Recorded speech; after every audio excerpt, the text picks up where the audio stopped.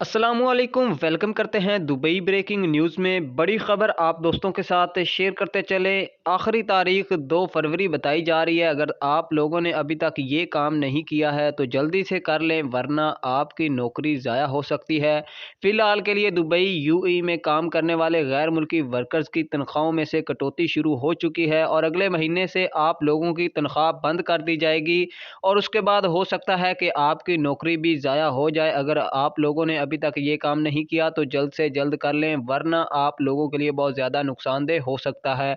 मुकम्मल तफ़सीलात आप लोगों के साथ शेयर करने वाले हैं इसी शॉर्ट सी वीडियो में। वीडियो को शुरू से आखिर तक आपने लाज़मी तौर पर देख लेना है। चैनल को सब्सक्राइब कर लेना है, बेल आइकन को आपने लाज़मी तौर पर दबा लेना है ताकि नई आने वाली वीडियोज़ के अपडेट्स आप तक जल्द से जल्द पहुँच सकें। इसके अलावा नाज़रीन, सपोर्ट के तौर पर आपने वीडियो को लाइक ज़रूर कर देना है और अपने दोस्तों के साथ भी लाज़मी तौर पर आपने फेसबुक और व्हाट्सएप पर शेयर कर देना है।